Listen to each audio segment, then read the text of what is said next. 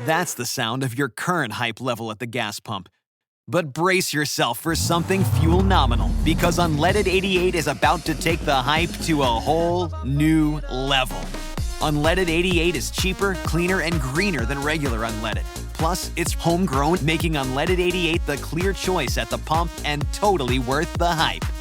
So pump it up with Unleaded 88, brought to you by Iowa Corn.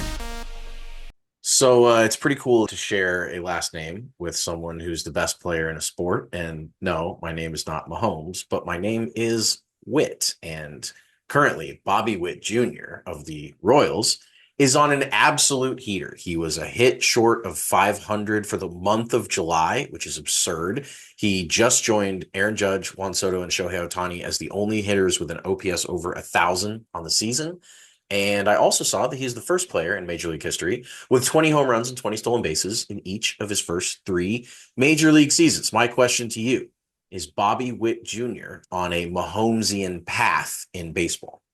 I mean, he's extremely good, and I think there's a very strong argument to be made that he is the best player in baseball. And I will say, like, we celebrated this when the Royals did it. We don't talk about the Royals very often on this show because this is a football podcast, but I mean, kudos to the Royals for locking that guy up when they did. Yeah, it's through 2030. You know, previous Royals administrations throughout the entire history of the Royals, like not the entire history, because when Ewing Kauffman was alive, they spent money, and George Brett spent his entire career with the Royals. But I mean, kudos to them, because post Ewing Kauffman, the Royals would never have done something like that, and it would never have worked out for them if they did. So that is amazing. And to lock up a player like that at such a young age to that kind of contract, and then for him to turn into best player in baseball, there are certainly some similarities between the two.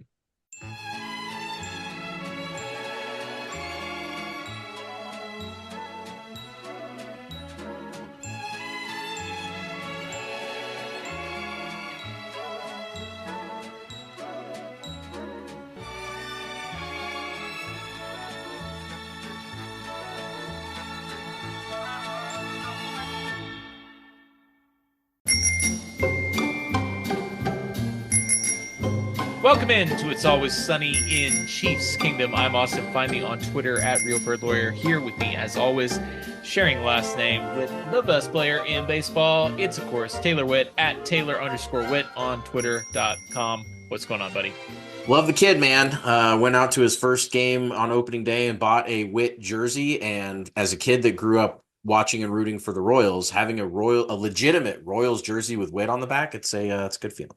I have a jersey with my last name on it, but it was a custom jersey that my dad and I bought for the All-Star game. And that was, back when hosting the All-Star game was sort of like the pinnacle of being a Kansas City sports fan, booing Cano.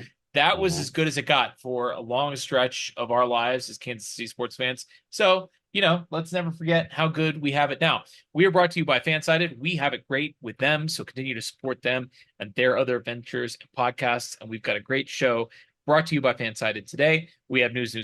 We're going to hit what is happening. We haven't done that in a little bit. And then we're going to circle back to the next great American dynasty. We do not have very many games left. This is our ongoing offseason project. And what do you know? The offseason is almost over. Our project is almost over. We've timed this almost perfectly. We are recapping the first road playoff game of the Patrick Mahomes era at Buffalo. And we will have Dan Harms on next week. I think I said last week that he would be on this week, but that's because he said he was on vacation this week. I won't bore you with the details, but he will be with us next week to talk about camp and get ready for the upcoming football season, which is just around the corner. But first, couple of injury news items coming out of training camp. The first is a big one. Big Joe Thuney activated from the PUP list. He is back at practice, and boy, it is good to see Joe Thuney back. I know that his presence was not missed in terms of the final outcome of the Super Bowl, but for Nick Allegretti filling in himself with a severe injury and playing his ass off game of his life in the Super Bowl, that could have been a huge injury. And I know we talked about this at the time. It was very much sort of shades of the Eric Fisher injury in the AFC Championship game against Buffalo 2 weeks before the Tampa Super Bowl. a catastrophic season-ending injury for an offensive lineman, the best offensive lineman on the team. And boy, it's just great to have him back and hopefully ready to go for week 1. Yeah, love Joe Tooney, love everything he brings to this team and the offensive line. And I think, you put it perfectly. His presence, while it didn't affect the outcome win-loss wise, was a huge blow. It was a huge deal. And the Chiefs were lucky that they had such a stellar stand-in performance because, like you said, could have been rough. We have another injury update of sorts. Just very recently, Justin Reed, Chiefs safety, who's obviously working through a leg injury, tweets a little alarm clock emoji with soon.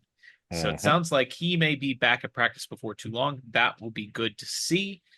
In other news, before we get into the training camp rundown, let me hit you with a little rumor, Taylor. Okay. Your guy, Pretty Ricky. Now I know we've talked about Pretty Ricky before on this program. Of course, he rose to fame during the opening week of this year's free agency. He was banned. He came back. He was banned again. He came back again. Yes. I've been a Pretty Ricky skeptic for a long time, but I can't deny that his track record has been extremely strong. And there is a juicy rumor for Pretty Ricky, really a pair of rumors, a brace of rumors. Creed Humphrey will soon become the NFL's highest paid center, according to Pretty Ricky, and Harrison Butker will have a new deal. Are you convinced? Do you think this is going to happen, or is Ricky going to strike out? I am using this as my kind of final Ricky smell test, and if it passes, I guess it's not like the biggest prediction in the world to think that the Chiefs would want to lock up the best center in the game and give him a big deal. Then he'll make the most money because he's the best center. So yes, he correct. should make the most money. So that's how that works. But I do think that, Ricky, he nailed a couple of the the off-season free agent deals, like nailed it to the point where he created his own, brand out of just being right on enough tweets that people believed him. But he did swing and miss on some draft rumors. Now, draft rumors are probably harder if I were to kind of put myself in the position of a NFL rumor monger, because the board changes as the draft goes. Right. And so Ricky might have heard that the Chiefs front office or other front offices had plans for X, Y, and Z, and then things on draft night shake up, things change, guys go, and your board changes. So while he did not, he said the Chiefs were definitely going to get a left tackle with the first pick. That was kind of his big Chiefs prediction. And of course they went with Worthy, but they traded up to get Worthy. And who knows if the Bills, if the Bills hadn't said, yeah, go ahead and do another trade with us, Chiefs, maybe Worthy goes there higher. Maybe they do take a tackle at 31. Or 32. So in any case, I would love for Ricky to be right because I think the idea of Pretty Ricky is really funny, of just this dude out Scheftering Schefter because he doesn't need to be held accountable, really. Like, he could go off and say random stuff that doesn't end up being true, but then he loses his reputation. So I'm a Ricky guy for now. If these deals don't happen, though, there's no reason that he would tweet that if he wasn't sure. And so, if the deals don't happen, he doesn't have the right source. So I'm just going to wait to judge after that. Yeah, I'm really interested to see how this goes because, the Harrison Butker one is interesting to me because there hasn't really been any smoke there. This is kind of the first smoke that we've heard about that. Obviously, some controversial off-the-field remarks, but, he's been an amazing kicker. It wouldn't be all that surprising, but we haven't really heard that anything is in the works there. So that's a little bit of a heat check. The center thing is interesting to me because while on the one hand, it would make a lot of sense for the Chiefs to pay, Creed Humphrey, he's the best center in the NFL. Historically, they have let a lot of good centers walk out the door. They had Rodney Hudson, who they let walk and go to the Raiders. They had Mitch Morse, who obviously, Mitch had some problems staying healthy. Sure. And, he had some issues, unfortunately, with concussions.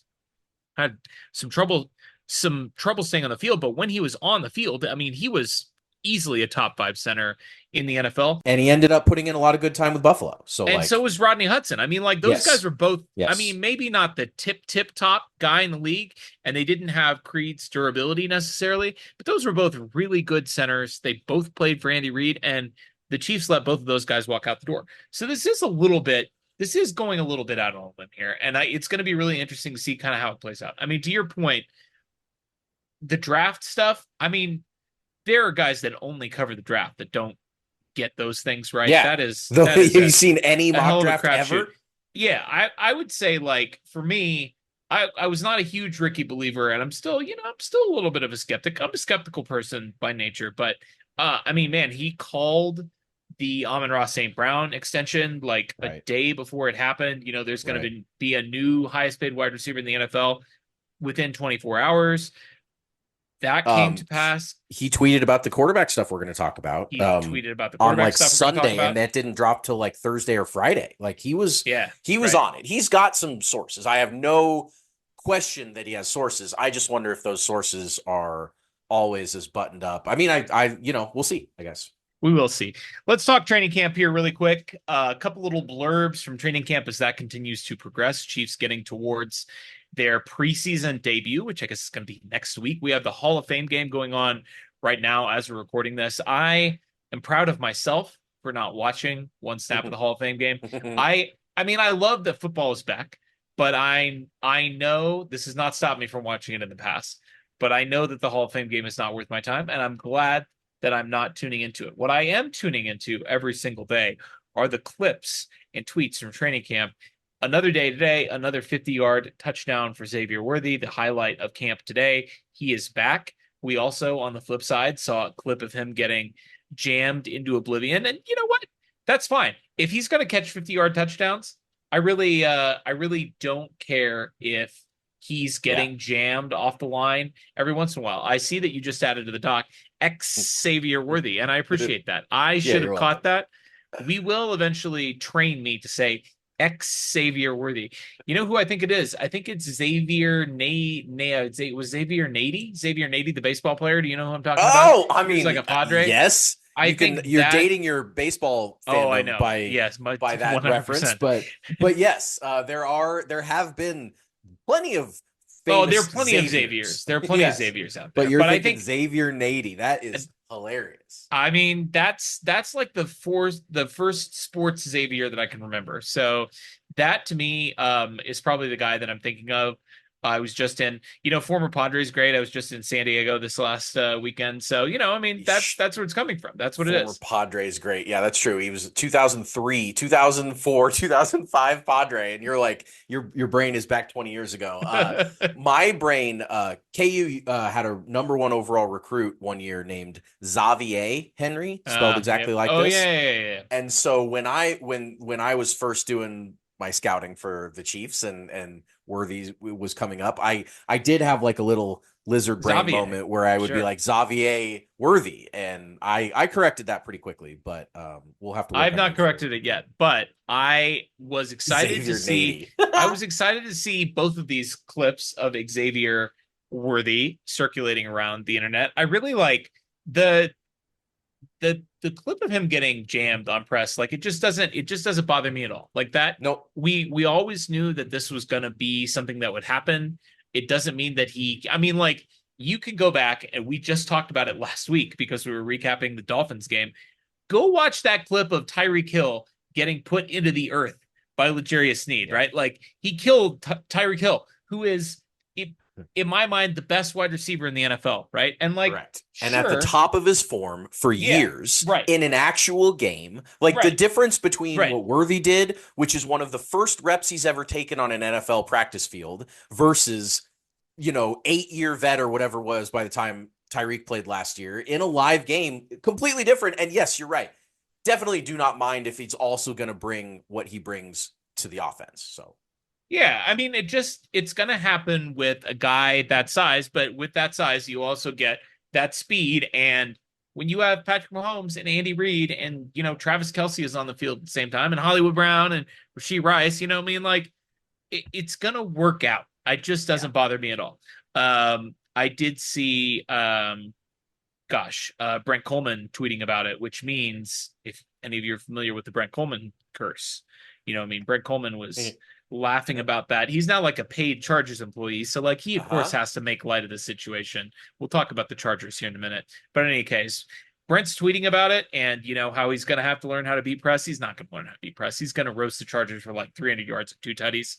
He's not going to get jammed one single time. They're just going to have free release after free release. It's going to be great. In other news, Deneric Prince continues to run with the second team at running back. So it looks like, early signs. It's not even that early. We're getting deep into camp now. These reps where these guys are playing is starting to matter. Now, obviously, it will matter more when we get into the actual preseason game, since we know the Chiefs under Andy Reid, those reps matter. Where they're playing in the pecking order matters. But as of right now, it looks like he might be the RB2.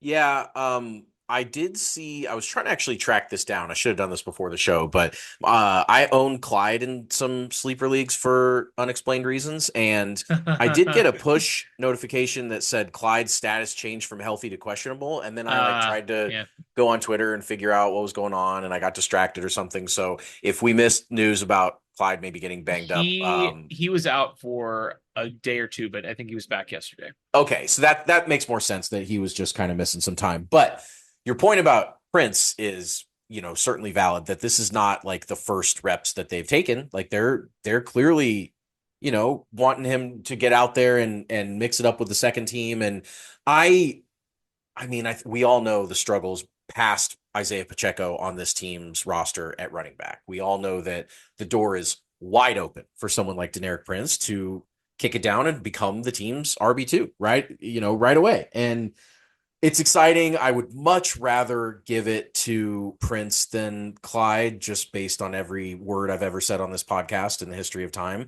But, we'll see if he can continue to impress the coaches and perform well on game days. That's going to be something where if he goes out there and struggles and gets blown up and runs for like a yard or two a carry, I think they probably would go with the vet that knows the offense that they're a little bit more familiar with. But if he pops, if he shows some spark and, has some nice plays in preseason, I could see him winning that job. I should mention, while we're talking about Clyde, I just saw this in the news. We don't have to talk a whole lot about it, but he is suffering from PTSD from that 2018 robbery where he was robbed at gunpoint. So, obviously, this is obvious, but for those of you who are listening, just because we don't like him as a football player doesn't mean that we can't be sensitive to the fact that he's dealing with some serious mental health stuff, and kudos to him for coming out and being willing to talk about that. I really like him as a dude. I think he's really I wish so badly that he was better at football, because unlike some of the other guys that we have clowned on in the past, not going to name names, Marquez Valdez-Scantling, but some of them are not necessarily super likable and bad at football, Kadarius Toney. But, some of them are actually, I feel like Sky Moore is a pretty good dude from what I've seen. And yes, I've roasted him just like Clyde. But there are some guys that you want to be better than they are, and Clyde's definitely one of them. Yeah, absolutely. From our guy Charles Goldman, who is out at Chiefs camp as of yesterday, getting out there and getting some reps in himself. He tweets, Chiefs rookie Kingsley Suma-Ataia just looks different from some of the other big guys in warmups. He's quite the athlete. We saw him actually out blocking on an end around involving Xavier Worthy, which was beautiful to see. Big man moving in space. Still a little bit up in the air. I'd say based on the reps that we're seeing in camp, it's still undetermined who's going to be the week 1 starter. But I got to say, the drum beat for Kingsley is getting louder and louder every day. The drum beat. I love that. Yes, he definitely seems to have the attention of, the media and the coaches and everybody. And I think you get a guy in the second round, you would like to be able to have him contribute right away to starting reps. That's, you don't really typically want a second rounder to not play very much, right? And the fact that he's, fighting for the job is great sign. And I don't really worry too much about the left tackle situation, because both guys seem like they're out there and and going to be okay at the job either way. I don't really worry one way or the other who's going to win it. But obviously the team has more control for longer years over Suamataia, and again, second round pick. Let's get out there and see what he can do. Yeah, absolutely. It's going to be fun to see. I mean, we're a week-ish away from seeing these guys get their first reps in a game setting. It's going to be That's fun. Really fun, and we'll talk to Dan about that next week for sure. One from Tucker Franklin here. First team base defense during install goes as follows. This was today. Mike Dana, Mike Pinnell, Chris Jones, and George Karlaftis on the defensive line. At linebacker, Leo Chenal, Nick Bolton, and Drew Tranquil. And then at DB, of course, McDuffie, Kelvin Joseph, Brian Cook, and Shamari Connor.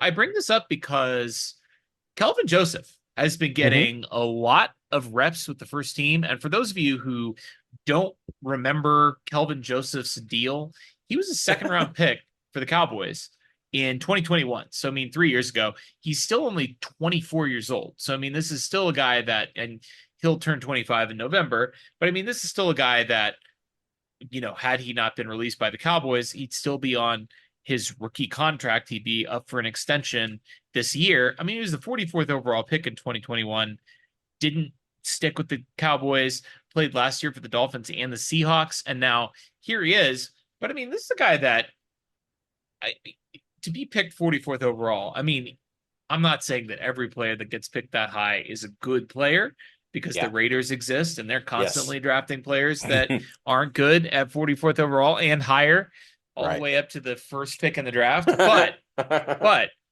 this is like, if this works out, I mean, this is just a classic Brett Veach situation that we're dealing with here. And it really looks like he might get a real role in this defense. It absolutely is classic Brett Veach. This is so their MO.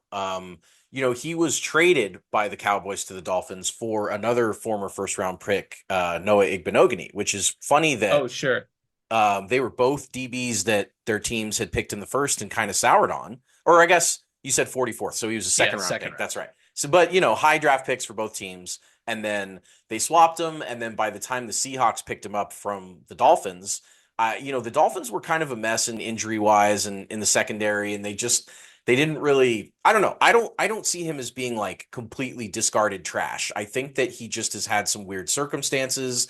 And again, like you said, I mean, that's as classic Veach as it gets. That's, picking up another team's former first round pick and seeing what he can do out of him, or high pick again.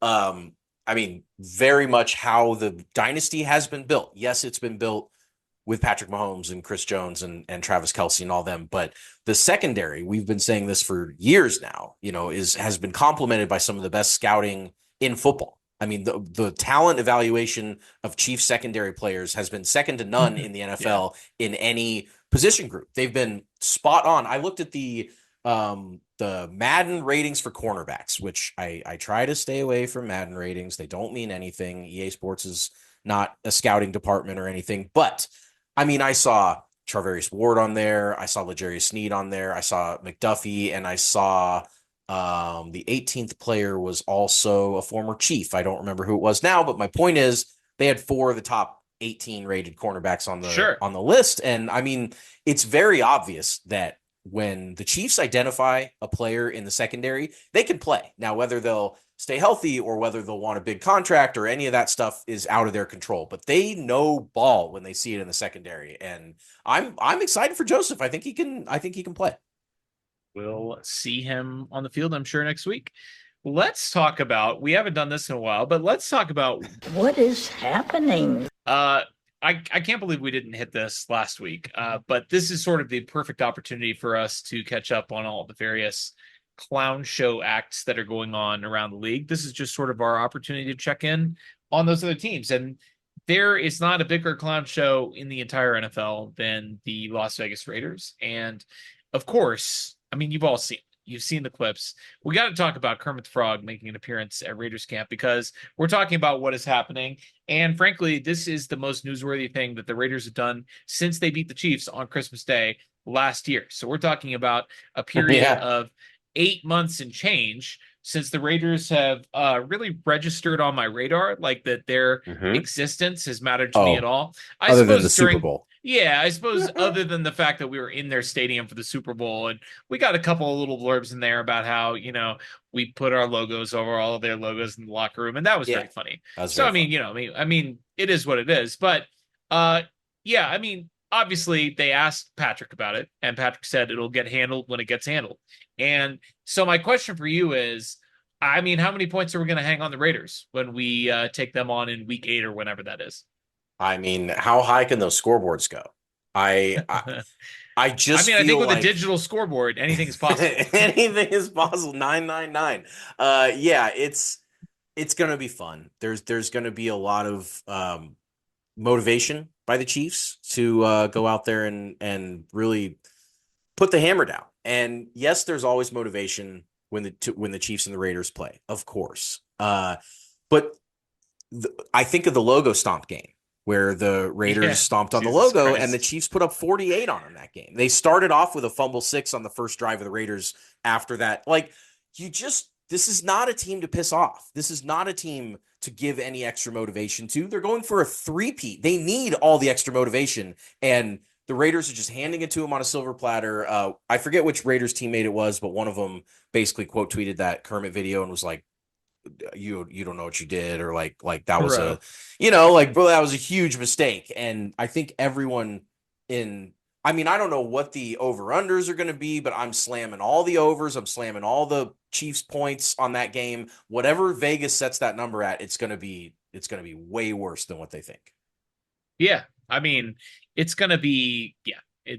It'll get handled when it gets handled. That's right. Speaking of our friends in the AFC West, let's check in on Chargers camp. Now it is August 1st, which means we're about 5 weeks away from kickoff. Actually, a little bit under 5 weeks, or it must be 5 weeks from today, right?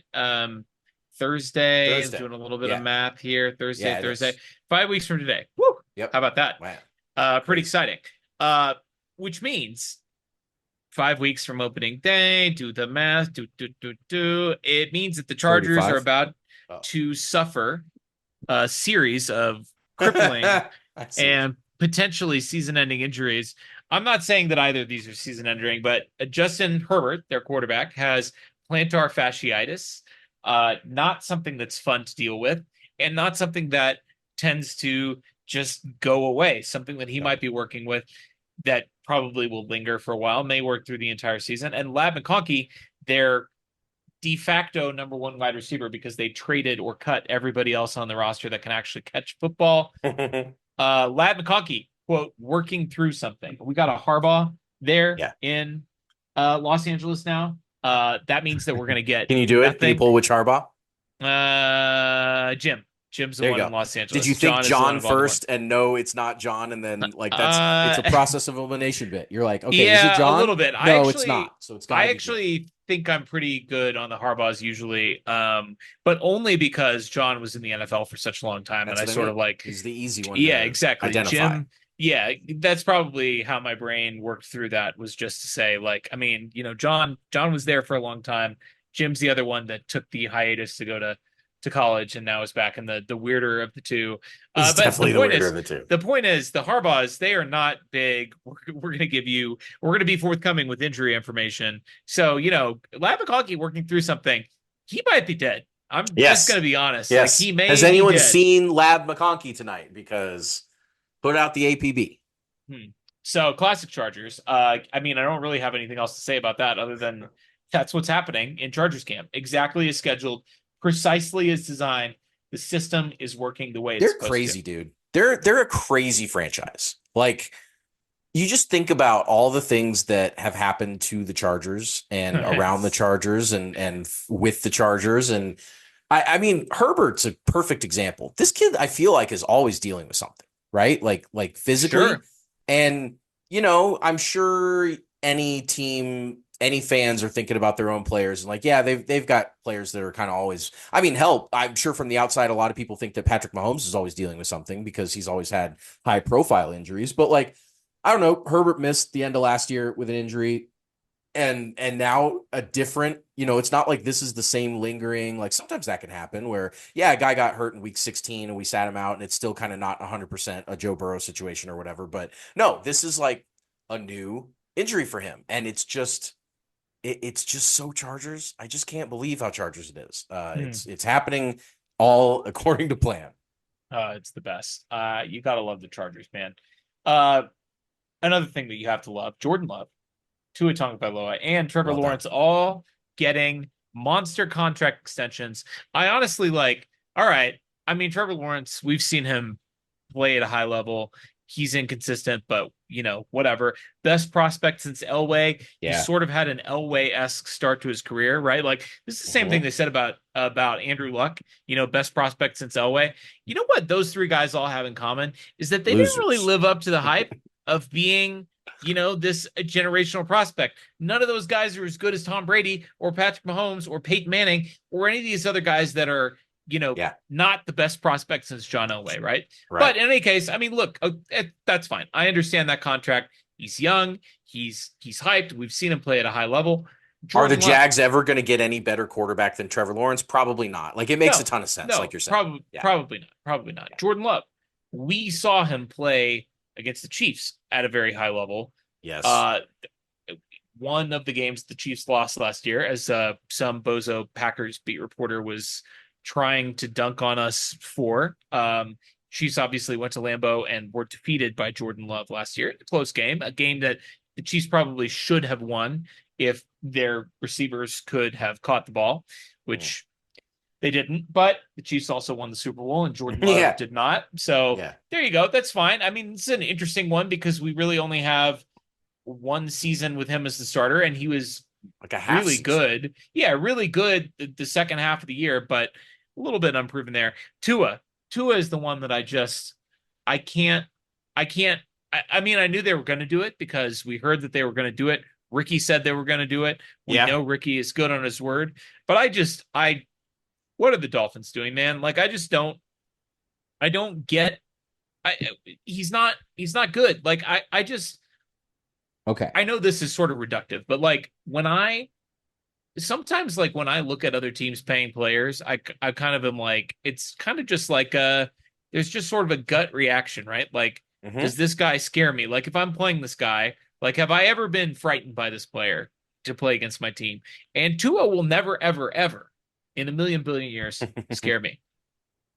I think that's fair. I also think that it's unrealistic to expect the Dolphins to have let him walk. Sure. I think they were between a rock and a hard place. And you're right. Would the Dolphins prefer that they didn't pick Tua there? Would they have preferred to pick Justin Herbert or one of the other guys from that 2020 class that were still available that ended up, being really good? Yes, of course they would. Of course, gun to their head, truth serum right now. Tua hasn't been everything that the draft slot or the prospects around him could have been. However, they have an offensive-minded coach that has a system in place where you don't need a superstar quarterback. It's a Shanahan system. And at the end of the day, they're not going to get better than Tua. Almost like I was just saying with the Jags aren't going to find any better than Trevor Lawrence. Like these quarterbacks don't grow on trees, despite when we look at them through this lens of like starting quarterbacks in the NFL and we slot Tua somewhere in like the 15th range or wherever, however you want to slot him in there. Like if the Dolphins had said no, then they're back to like, can we even find a quarterback that we trust to run this offense? Can we even on a cheap deal, even on a rookie deal? It's just, I find it funny from a economics of football perspective that all these other teams, most of them, now there are some exceptions, but most of them are just going to have to pay their quarterbacks. The Giants had to pay Daniel Jones. They didn't really have to, but they ended up doing it. But they did. But they did, and Jordan Love had to get paid, and Jared Goff had to get paid, and Tua and Lawrence and all these guys. They all have to get paid. And at the end of the day, these teams don't want to admit when they make mistakes. They don't want to say, we drafted a guy in the first round, we're going to let his rookie contract expire and not extend him and let him walk. It just kind of, even when you look at Lamar and Burrow and Allen and those guys, the next tier up, the guys right, honestly, below Mahomes, those guys had to get paid by their teams. They all have to. So Now we're looking at, okay, it's not really about a choice of paying your quarterback or not. It's really more about, is your quarterback good enough to stand toe to toe against the best in the league and win games? Right. And I think we're seeing that most of them are not good enough. Right. And that just Right. tickles me. Yeah, I mean, it's an amazing situation to be in as a Chiefs fan because Patrick Mahomes, we gave him a little bit of a pay bump, and Sure. Mike Florio A is going little to be bit. patting himself on the back for years Mhm. for predicting that. I mean, he's never going to admit that he also predicted Andy Reid was going to retire. But in any case, Patrick is on record as saying that he doesn't feel like he's underpaid, which is a great situation because he is underpaid, and as long as he's underpaid, that means all these other guys are overpaid. I mean, every Or other paid quarterback that appropriately. And every other yeah, quarterback that's not Patrick Mahomes is by default overpaid because big time. they're not Patrick Mahomes, right? So, Yeah. especially if they're making more money than him and they're not him, by default, underpaid or overpaid. They're overpaid. He's underpaid. I'm You not get sure what I'm there's any saying? quarterback in the NFL that makes more money in total than Patrick Mahomes No, with that's true. endorsements and with That's true. the way that he lives his life and the hookups that he has and all that stuff. So I think when he answers that question about underpaid, he doesn't feel underpaid. It's He just that knows what that bank account looks like. yes, exactly right. And sure, maybe it's not all coming from the NFL, paychecks, but like he's doing great. He knows he's doing great. He knows he's winning on the field, which means whatever he's doing off the field is working. So I think he was honest when he said he's not underpaid because he's not. That's going to do it for what is happening, which brings us to the next great American dynasty. We're recapping every Patrick Mahomes playoff game, and we have somehow very near the end of this project. We had 18 games to do. We have 2 games left, which means we're on our 16th game, and this is the first road playoff game of Patrick Mahomes' career. I don't know how that's possible, but we're, of course, talking about the 2023 divisional round playoffs. The Chiefs having dispatched the Miami Dolphins at Arrowhead the week before, travel to Buffalo. And I'll let you set the stage with create drama for the Chiefs system, but I just want to say this is what they wanted. This is what they asked for. That's right. And Patrick Mahomes let them know after the Dolphins game, or after this game, this is what they wanted. This is what they wanted, and they got it. There's a couple people that wanted this. There's the group that said that the Chiefs couldn't win on the road. That not only have they not won on the road, but that win they a would win be a real ring, win a real ring, win a real playoff game, blah, blah, blah. There's also, they wanted it as in the Bills built their team for this game. They built their team so that come playoff time. And then they admitted it, which is hilarious. I mean, the Bills just like their candor to the media is a sight to behold. I mean, they just will come out and say like, yeah, Kansas City's the team to beat. We are building our team to beat Kansas City. Right.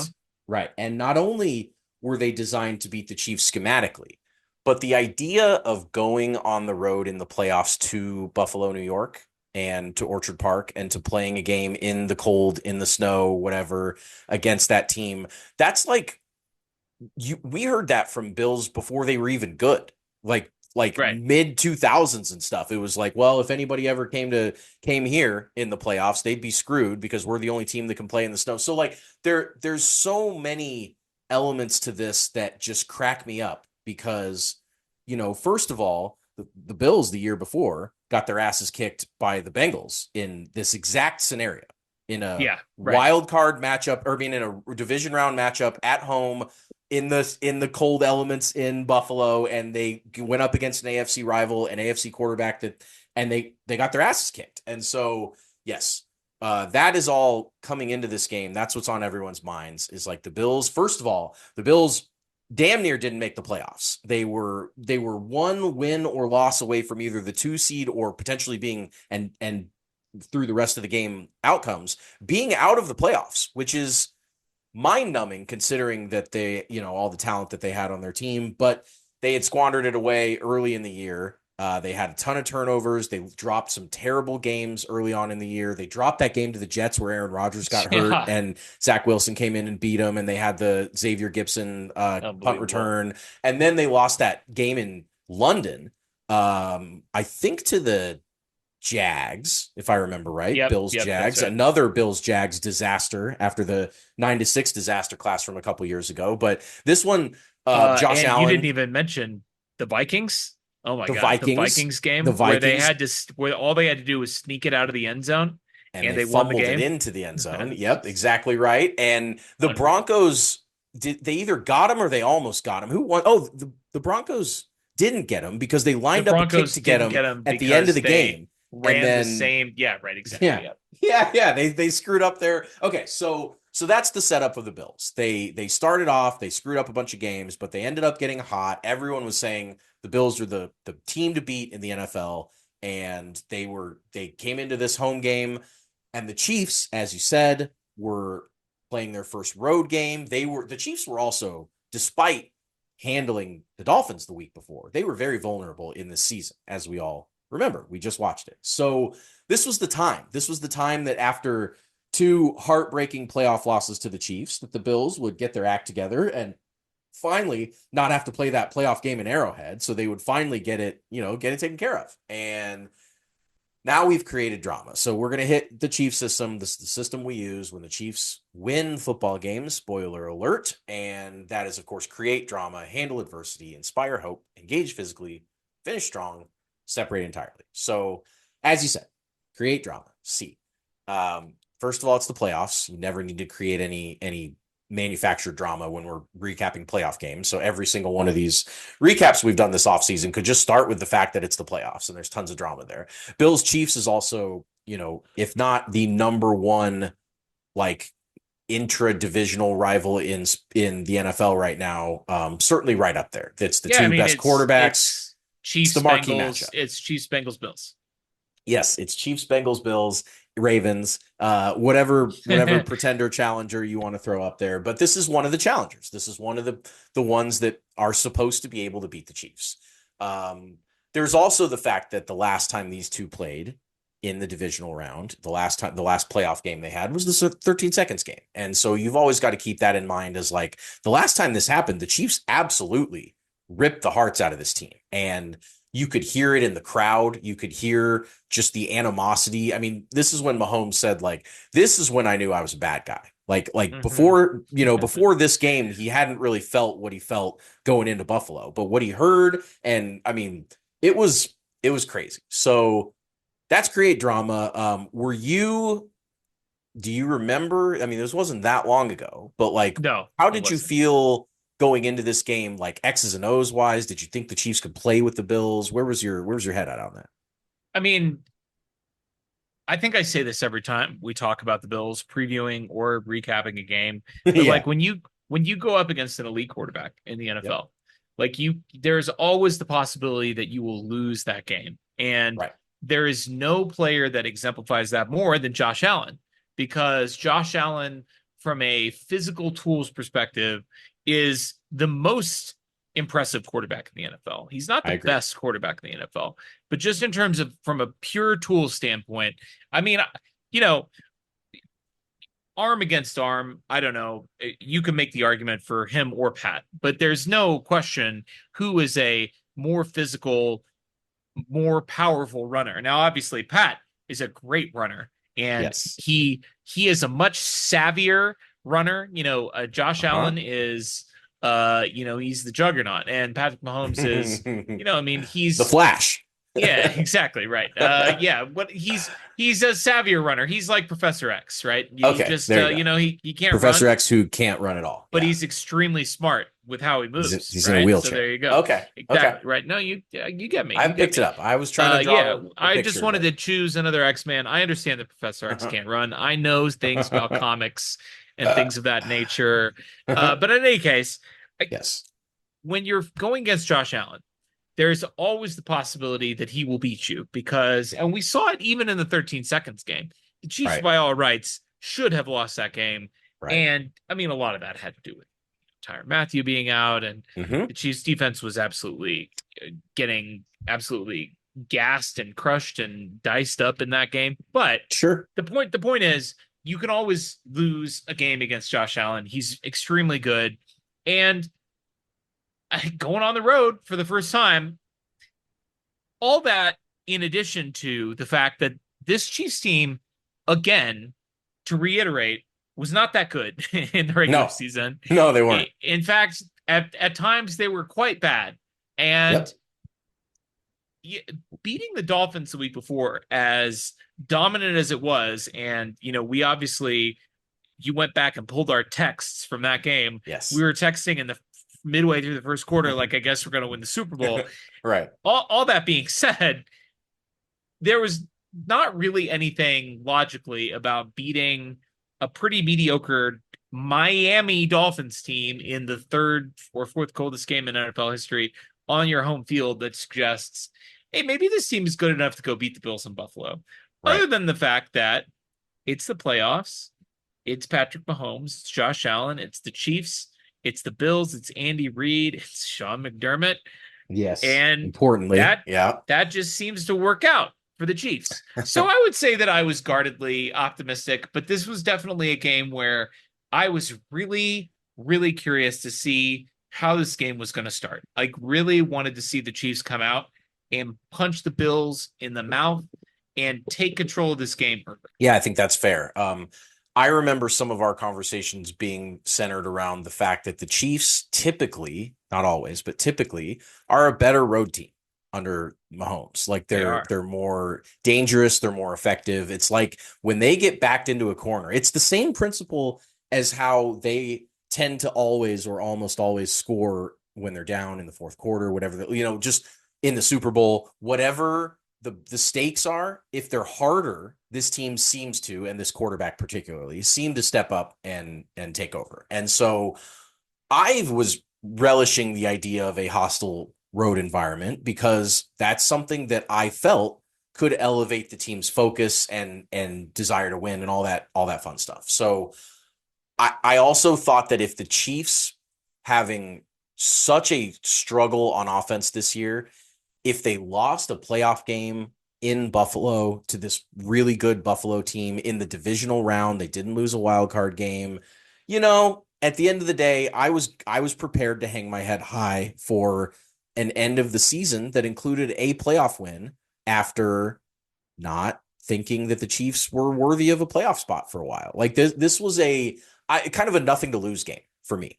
And I remember tweeting that and being like, guys, if this is it for the Chiefs before the game started, like, it's okay. And people were like, oh, dude, you're a bad fan and you're not. I mean, like just all the reactions that people love to give. But like that's how I felt about it. So there's the drama. Now they're going to handle adversity. Now it's the H. And the two teams matched field goals on their opening drives. The Bills had a 3rd and 17 that had a forward pass that was not called a forward pass, that was called a lateral by Josh Allen, even though it was most certainly forward. Chiefs replay guy, I guess, was too quick or too slow on that uptake or whatever. But that was after Stephon Diggs fumbled the opening play of the game and they got it back. But I mean, the Chiefs had the Bills in a 3-and-out, and then the forward pass kind of got him off the hook there. But the red zone defense stepped up, forced a kick by Bass, and the 3 there. The offense didn't have a 3rd down until 3rd and 5 from the 29. A pass hit Justin Watson in the chest. He dropped it. It wasn't maybe necessarily the most egregious drop ever, but they could have converted that. But they settled for a Harrison Butker field goal, and they tied the game up at 3. So you were curious to see how this game would start, how the teams would look, and I think for me, the defense holding the Bills, that the Bills offense was a more scary prospect in this game than the Bills defense. And for the Chiefs defense, who we were falling in love with and knew that they were capable certainly of winning a game on their own, to come out, step up in the red zone, and then the offense to come back and match them with 3. That's pretty good handling of the moment of a road playoff game and the big nature of the matchup. And I thought they aged pretty well. Yeah, I mean, what I was really impressed by, you mentioned falling in love with this Chiefs defense really over the last 2 postseasons, but something that people said the Chiefs couldn't do was stop the run. And something that people said the Bills could do, after they kind of figured things out with Ty Johnson and James Cook, and you've got Josh Allen back there, the battering ram, the juggernaut, out there running the ball.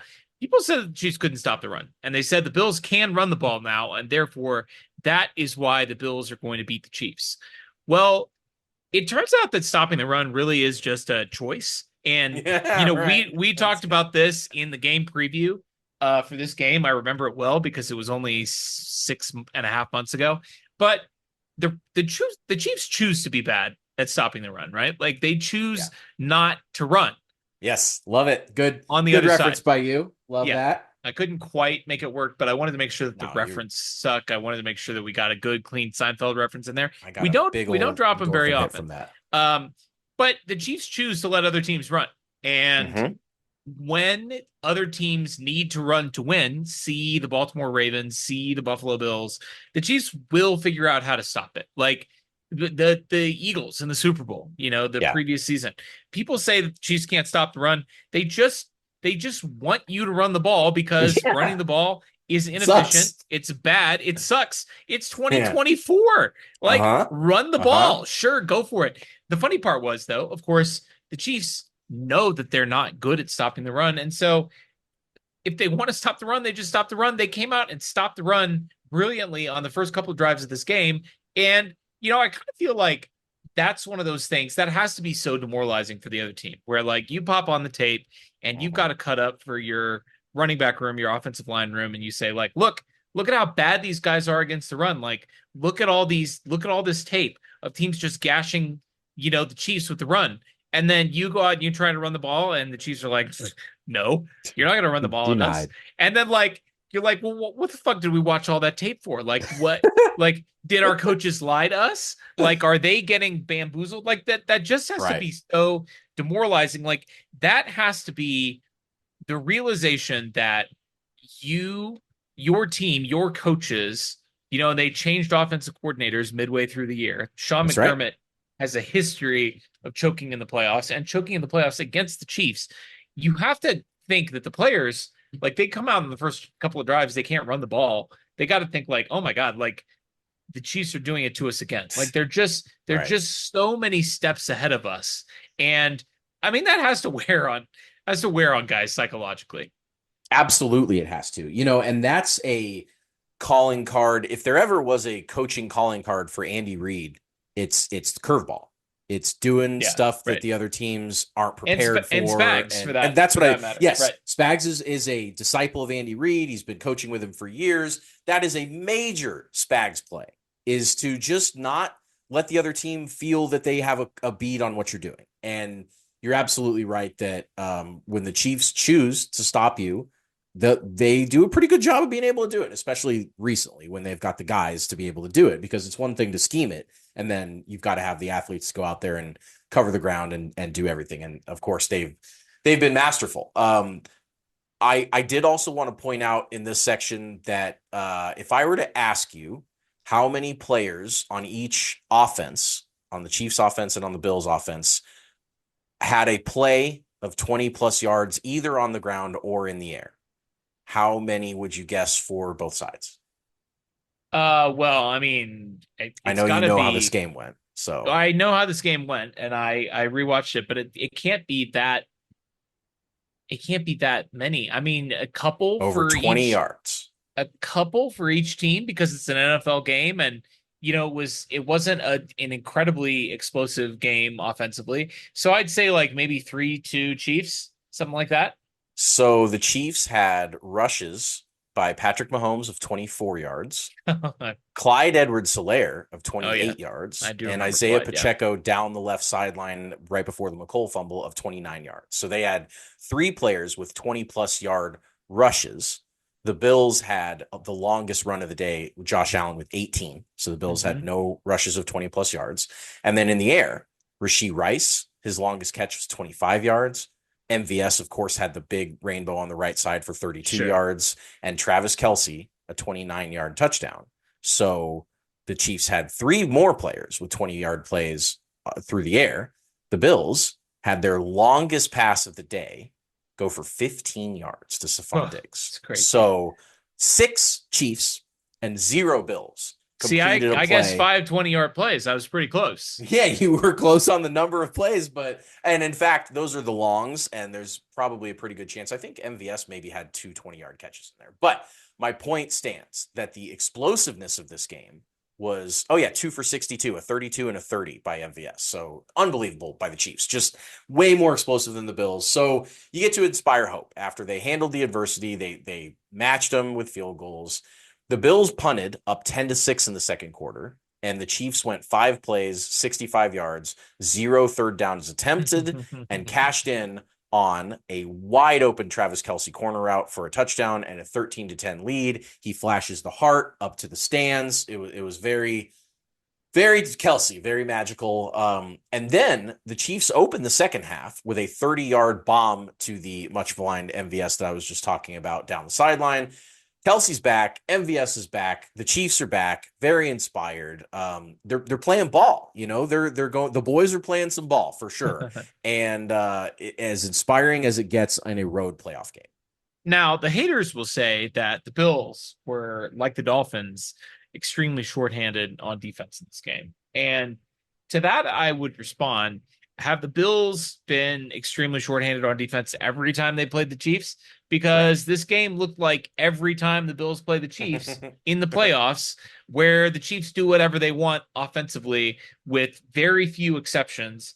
And I mean, I think at a certain point, you just have to accept that Sean McDermott, who runs this Buffalo defense, just doesn't have what it takes to slow down an Andy Reid-led offense. And I mean, we've seen it time and time again in the playoffs. The first matchup in the AFC Championship game in 2021 or 2021 was when the game occurred. 2020 season.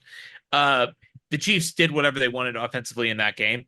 Obviously, the 13 seconds game, I mean, not only the final score, I mean, scoring 42 points and pretty good. The nature of how the Chiefs put points on the board in that game. But then, I mean, the way that they scored the last 2 touchdowns in regulation with Tyreek Hill taking it through the defense all the way to the house and then giving up the game-tying field goal with 13 seconds left on the board. How could you possibly do that? That's asinine. And listen, here we are. I mean, like, it just...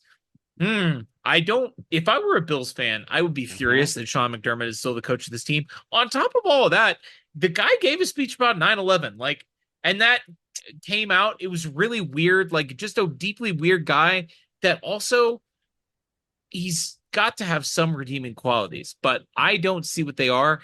And one of his redeeming qualities is not figuring out how to stop the Chiefs offense in the playoffs. Can't do it.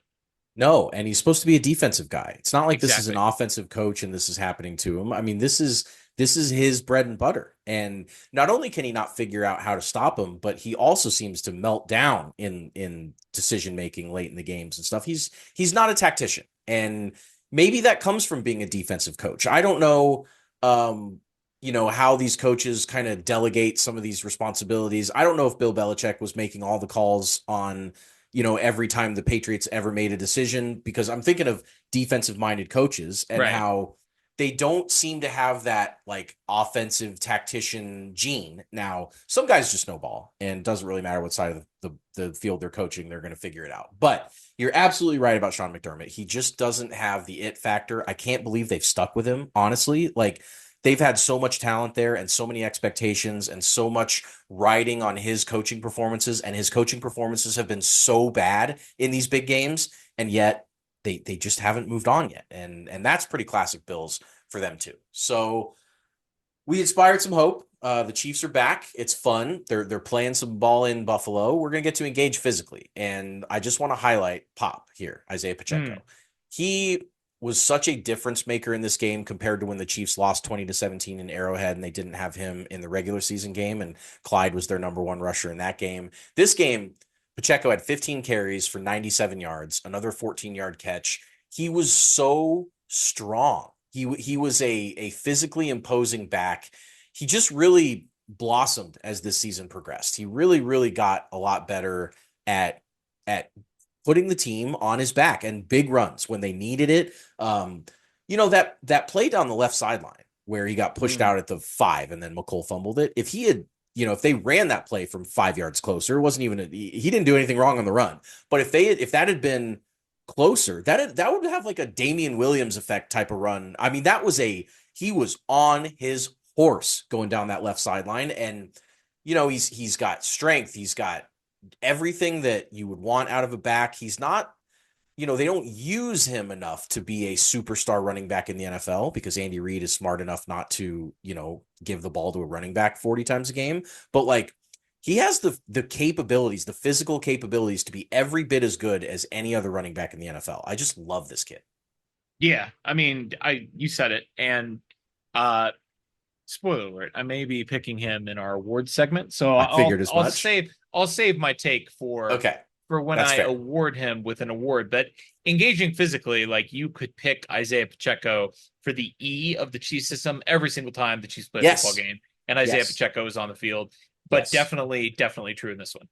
Love how he's known as running hard and stomping into the ground. So many people have made that observation on him that, like, man, he looks like he's pissed at the ground. And like, you don't get that type of reputation unless you really mean it and you really run hard and run strong and never get tackled. And, I was watching, I think it was the end of the Dolphins game, and the Chiefs were just airing out the ball, just pulling the air out of the ball is what I mean, not throwing it, just trying to run out the clock. Sure. And they handed it off to Pacheco. The Dolphins knew the Chiefs were going to run, and it was like a 2-yard run where everybody was collapsed in the middle, and then you just watch the pile just move 8 more yards and collapse. And it's just like, man, this dude, when he really wants to get there, there's not a ton that can stop him. And of course, he finishes strong on every run. So F finished strong for the Chiefs. The last 3 defensive possessions were just as good of Spags big game moments as you can have. And one of them actually, I guess, ended off with a big Tobe moment because the Bills tried a fake punt with DeMar Hamlin, a direct snap when they were already down in this game, and never went anywhere. Chiefs sniffed it out big time, got the ball in great field position, and then ended up punting and pinning the Bills really deep. And then the 3-and-out right after the Hardman fumble is the next defensive stand. And so you get a ball that should have been a touchdown by all accounts, and then instead Hardman fumbles it out of the end zone. The Bills get the ball back at the 20, and you think, like, here we go. This is the big mistake that costs teams at the end of games. You just can't fumble a ball at the 1-yard line with 12 minutes left and a 3-point lead and expect this team to not go out there and make you pay for it. And instead, the Bills run 3 plays for -2 yards. They just cannot get anything going. And they punt it right back. And that was the second to last defensive possession by the Chiefs. And then, of course, the last one starts with 8 minutes and 23 seconds left. And again, the Chiefs have a 3-point lead. And the Bills are in dire straits. They need to go down and tie this game. They're not going to give this ball back to the Chiefs. They get a 3rd and 3 where they convert it for 4 yards, and then a 3rd and 10 where, even though Josh Allen goes up the middle for 6 yards and fumbles the ball, it is recovered by a lineman by the Bills, like 5-6 yards down the field, and sets up a 4th and 3. Josh Allen does do a little short pass and convert that one. But then with the game on the line, they get the pressure. Josh Allen could have hit some deep balls in this one, including a deep middle to Shakir that could have been a touchdown right at the 2-minute warning, but there was tons of pressure in his face. He missed the throw.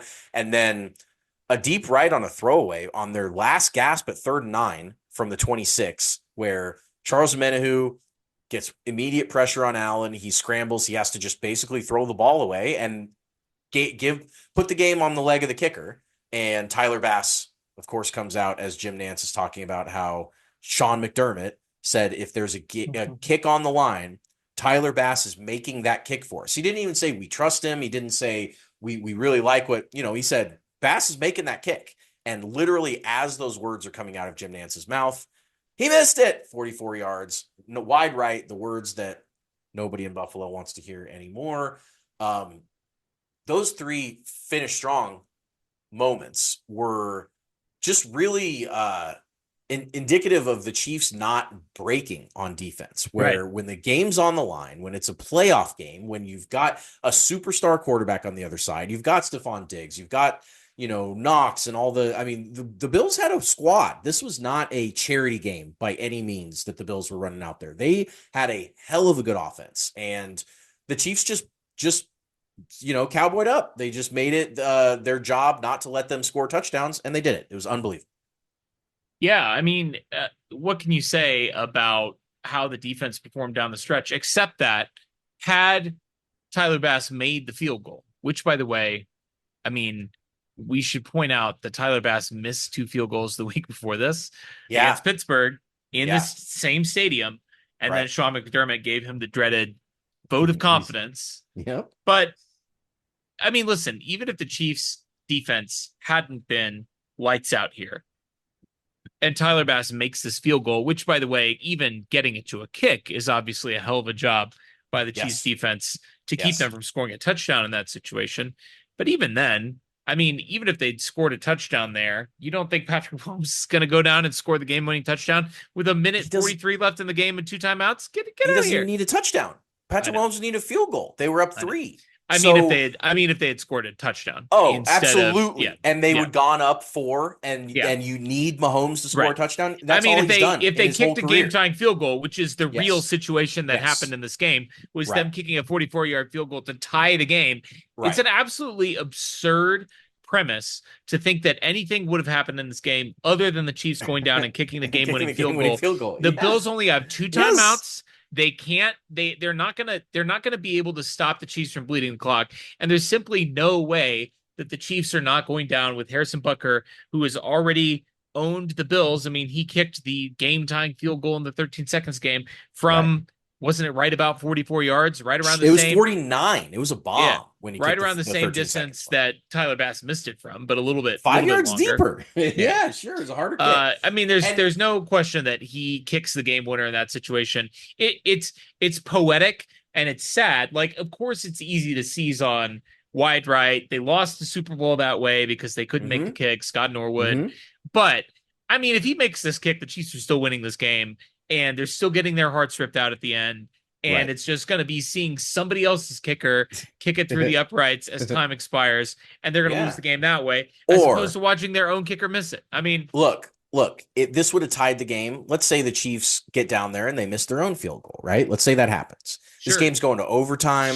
No matter what happens, this game could have gone 3 overtime periods. The teams could have traded picks and punts and stuff for, all night. But eventually, as always happens in this game, the Chiefs are going to win the game. That's the only thing that we could have known for sure. And it doesn't matter if it was a Bass missed field goal. The separate entirely here is just the fact that the Chiefs were playing the Bills in the playoffs. That's the separate.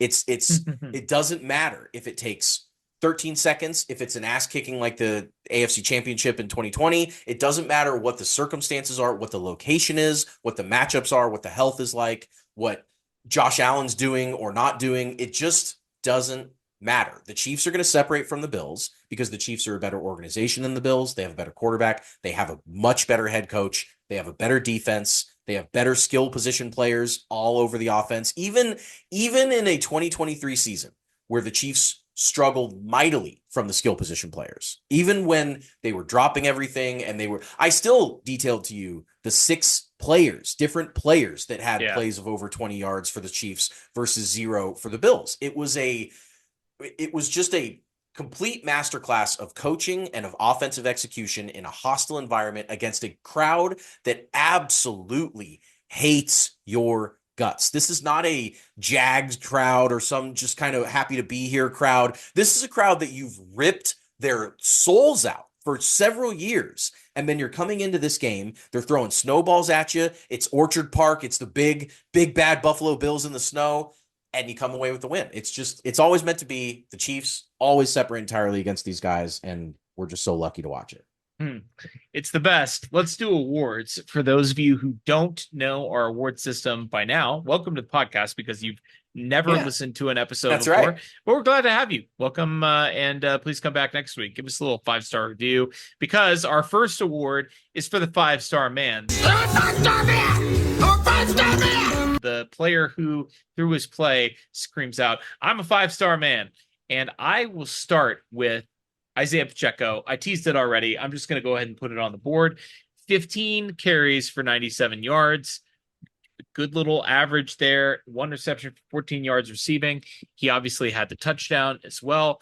I mean, I don't want to overstate this because I don't want to fall into cliches about football and toughness and establishing the run and blah, blah, blah. But I do think that it is important when you are playing your first road playoff game in the Patrick Mahomes era. I think it's important to set the tone. And I think it's important to set the tone on both sides of the ball. And I wouldn't even say establishing the run. I think what's important is to win in the trenches. And that a lot of that has to do with the offensive and defensive linemen, and the Chiefs obviously established.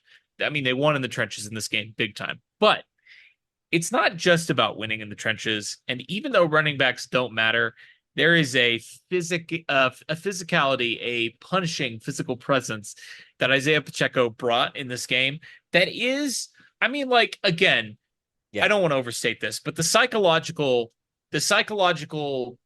threat of a guy Isaiah Pacheco's size going as fast as Isaiah Pacheco goes, hurtling at you, barreling towards you, this monster barreling towards you when you're playing football in, frigid January temperatures in Buffalo, New York. I think it matters. I'm not sure how much it matters, but I think it matters. And his performance on the field in the stat sheet was obviously excellent. I think the physicality he brought was even more excellent. He's my 5-star man. I love it. That description is something that doesn't get bestowed to every running back by any means. And I mean, I think of Derrick Henry as a great example of that, where, running backs don't matter, but you can always butt pretty much any cliche.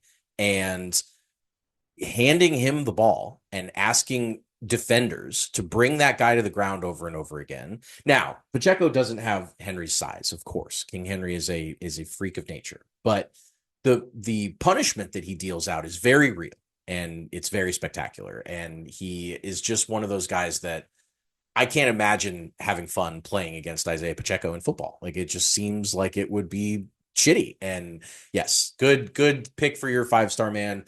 I'm going to go with, PLM2. Pat was 17 of 23 for 215 yards, 2 touchdowns, no big mistakes, no picks, and not even getting caught with a sack on the road. First road playoff game against a AFC quarterback that he knows is compared to him all the time. I mean, everyone is, but like, these games against these teams with these quarterbacks, they mean more. And I don't know if anyone on the Chiefs would ever admit that out loud, but they absolutely know it. And it absolutely does mean more.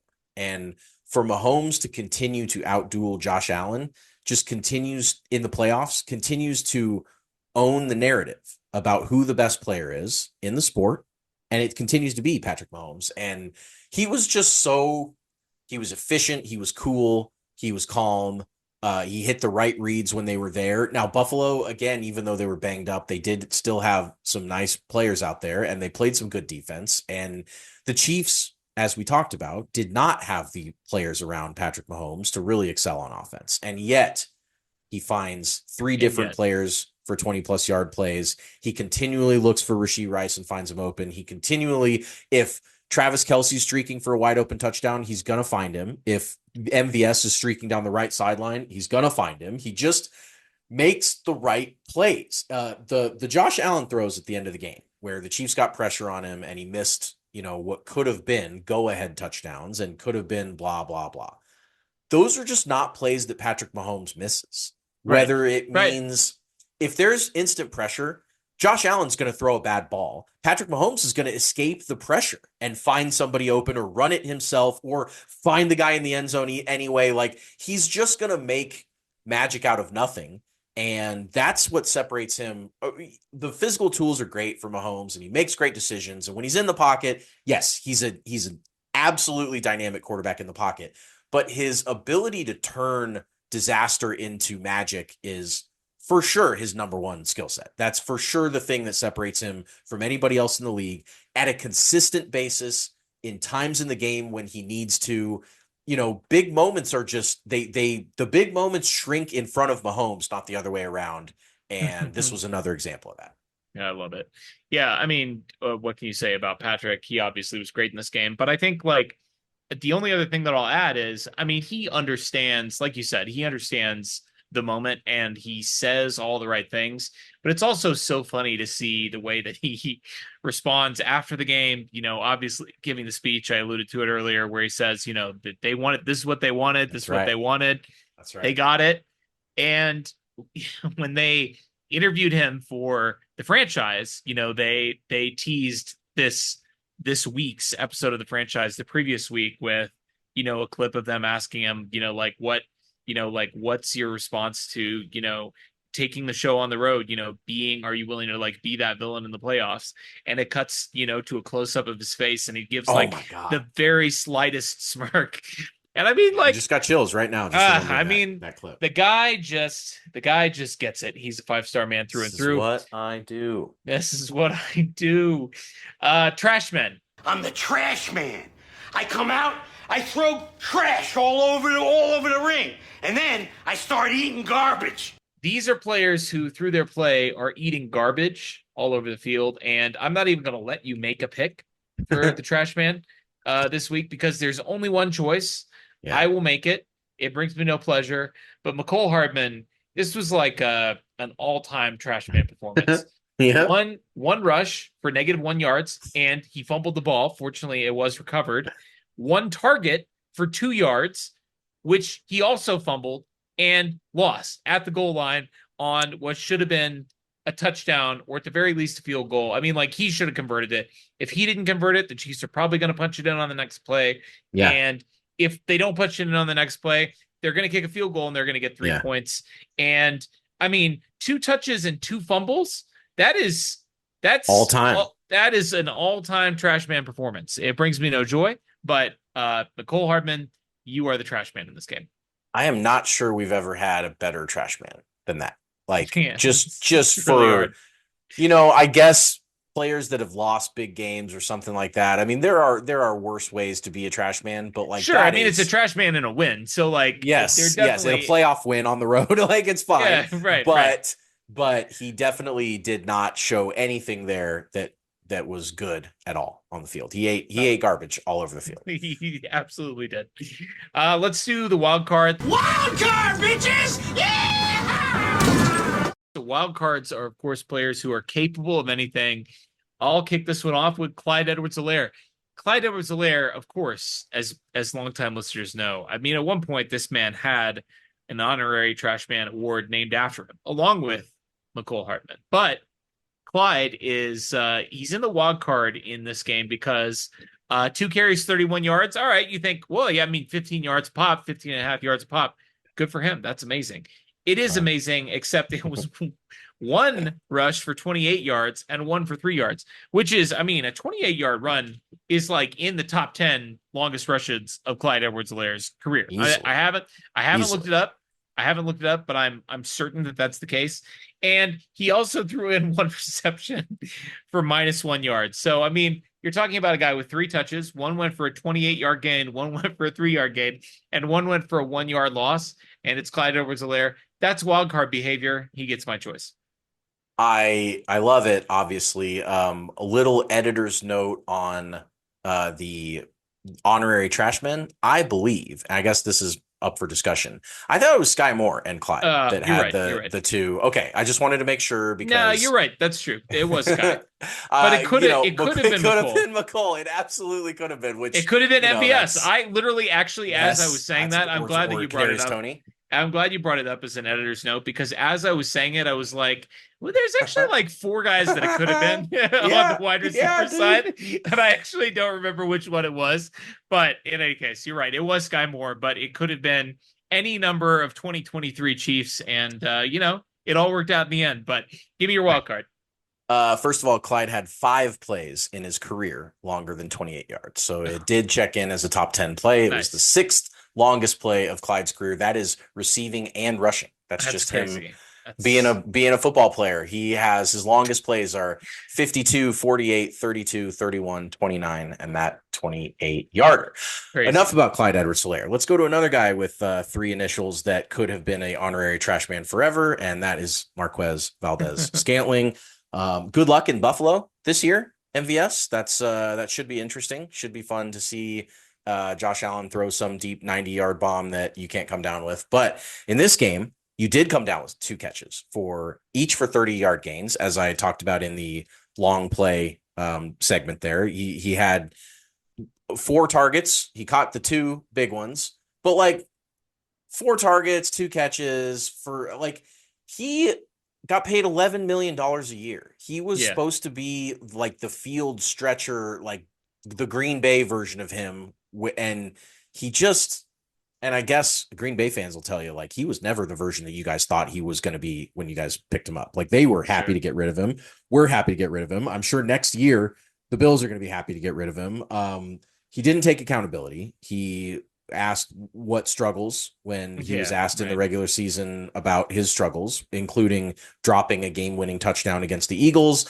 It is what it is. MVS is not a guy that I find very easy to root for at all, unlike Clyde Edwards-Helaire. So they're exact opposite as far as personality and all that type of stuff.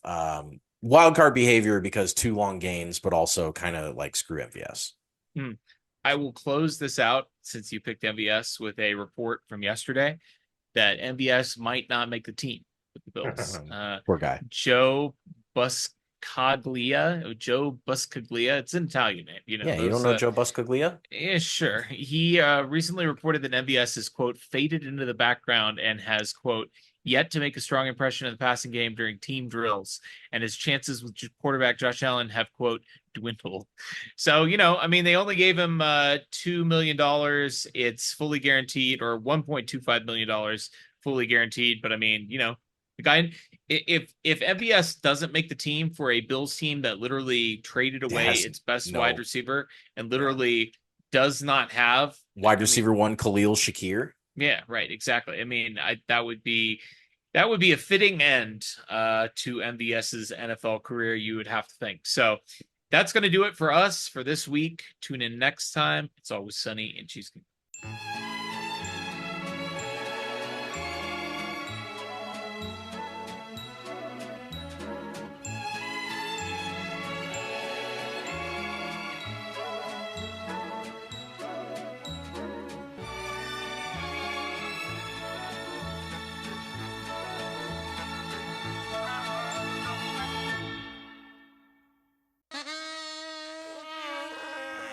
That's the sound of your current hype level at the gas pump.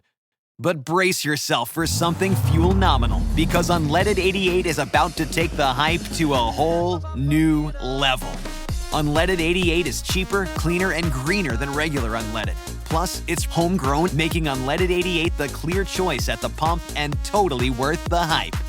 So pump it up with Unleaded 88, brought to you by Iowa Corn.